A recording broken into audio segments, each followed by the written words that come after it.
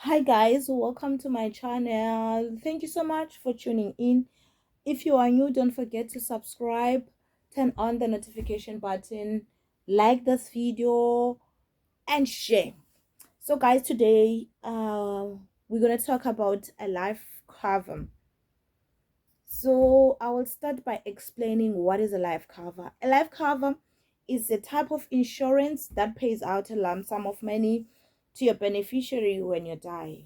So basically what happens is that if you take a life cover um for whatever amount, most companies the minimum can start from 100,000 up to whatever. It depends to your needs analysis or to different companies. Then once something happened to you, that money pays out to your loved ones, and that money can help them to cope with the financial consequences when you're not there, to paying off the debts, covering living expenses, and to fund for your kids education if you have kids. So it is up to them how they use money. And the insurance company just pays straight to their bank accounts. So it's up to them if they decide to blow the money. But as long as you know that you did the right thing, you left your people with something. Should something happen to you, at least they will be able to survive. Okay.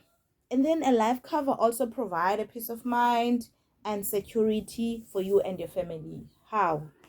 You can use a life cover to secure a bond or to secure your car. So should something happen, then a bond company can take your life cover and take whatever portion of amount that is you still owe, and then take and leave the rest to your beneficiaries. So that is how it can be used as security. Then what are the factors that affect a life cover premium? So I think there are five factors. It's your age, level of education, your salary, um, the the amount, the maximum amount of cover that you are taking, as well as your health. So these things can affect your premium. So if you are young, obviously you are likely to pay less premium as to compare to someone who is old, because obviously all eldest people, they are expensive because of their health and the risk. So what happened is that a financial advisor will do a needs analysis, asking you those questions, your age and everything, your kids, and the type of job. I forgot to mention, it's one of the factors, type of job you are doing. Obviously, if you are working in a risky environment, I'm just gonna mention few. Working underground, working on in army, working in something that has equipment, like in a risky environment, your premiums will be expensive because you are a high risk. And if you are someone who is working with you just go to the office and sit in front of computer, obviously premiums are less. Those are the things that affect your premiums. And then for a life cover, when you take a life cover, obviously when it comes to health, I know most people, they say, okay, I know I'm sick, insurance companies will reject me. No, that is not a fact. You can get a life cover even if you have an underlying illness. You can get a life cover. So insurance company, what they do is they will take your blood, um and then do all the tests. And if maybe, let's say, you have your medical history, they will ask your doctor to send them the report, all your medical history. and then maybe your premium will slightly increase as to compare to when you are just not sick, you have no illness. So because of the report that they get from your medical doctors, then your premium will be more a bit. It's up to the insurance, or it's up to what the report that they get. It depends to the report that they get from the medical doctor. So let's say if maybe they feel like, okay, whatever you have, it's on a high level, then they will say, okay, you know what, we do accept you, however we will increase your premium by 100%, by 50%, 75%. So it depends. Then it's up to you. If you feel like, okay, it's fine, I will accept the quote, I will take the cover even if you guys increase the premium, then you are covered, because they did take your bloods, so you are immediately covered.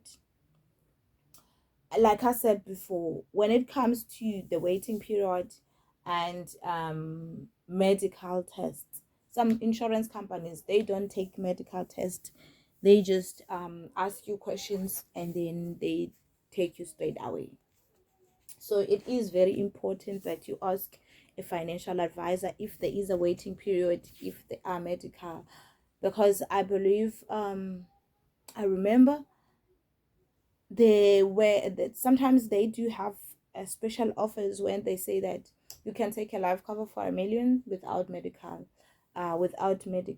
tests, then you are covered. So you can make use of that. If you feel like you are not comfortable to take medicals, you can use it, can make use of that, of those specials. But it's something that happens time to time. It's not I don't think it's something that an insurance company run every day or anytime. So yes, that is how it is. So guys, and please, when you are doing you when a financial advisor asks you these questions, the medical questions, make sure you are in a quiet place and you are in a good state of mind. The reason why I'm saying that, it's because you need to be transparent, answer everything. And if you feel like there is something that you forgot to mention to your advisor, call your advisor or email them and tell them that, you know what, I forgot to mention that I have this thing. Because if you didn't mention, you forgot to mention something, and in your report, when something happen to you, in your report they mention that you have this, and it's been a while, maybe you have diagnosed with this 10 years ago and you only took life cover within this 5 years, then your life cover will be void. They will not pay. I think that's the reason why insurance companies are painted by one brush. It's because people, when advisors ask you questions, people are not honest. You should be honest, because if you are not honest, you are shooting yourself. Nobody else but yourself. That life cover that you've been paying for years, trying to make life easy for your loved ones, will not be paid if you are not transparent. So make sure that you are transparent. Tell the advisor everything.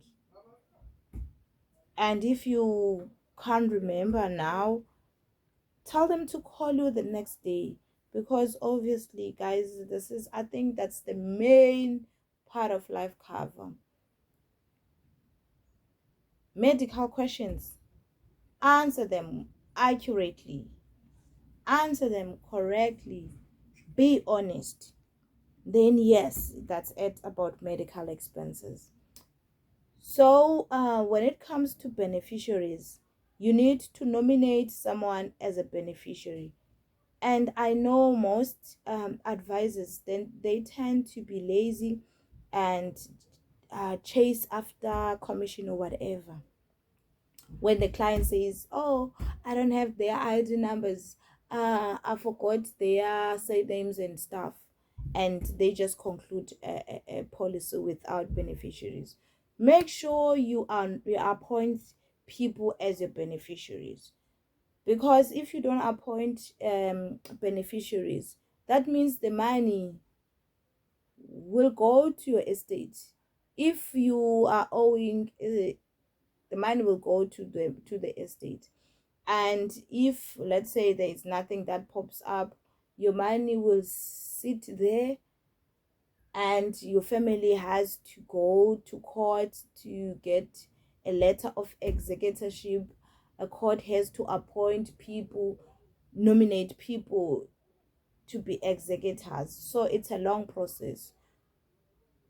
So that is why you need to nominate beneficiaries, because the main purpose of taking a life cover is to give them a peace of mind. So giving them a headache of going to court and getting wrong information, and guys, make sure that you do the right thing. Nominate beneficiaries, and you can nominate as many people as you want, and you can nominate any organization that you feel like you want the money to pay it out to. And yes, and one other thing, most people they ask about premium. Can a company pay premiums? Yes, you can. You can nominate, or you can select premiums to be paid by your company if you're someone who has a company. So basically is they will need FICA documents. So they will need company documents, and they will need something that is written by both or all directors to say, yes, we do agree that a premium of this much must be deducted from a company account. And they will need a proof of bank account. It's a long process, but it is possible. Premiums can be deducted from the company. And when it comes to your premiums, guys, make sure that you take a premium that you will afford in the next coming years. Even if it increases, you will afford. Because remember, if your policy lapse, you get a chance to revive a policy. And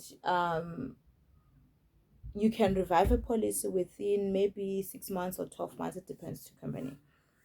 It varies from company to company. So you can do that. You can revive it. And one other thing I want to emphasize, guys, the reason why you take a life cover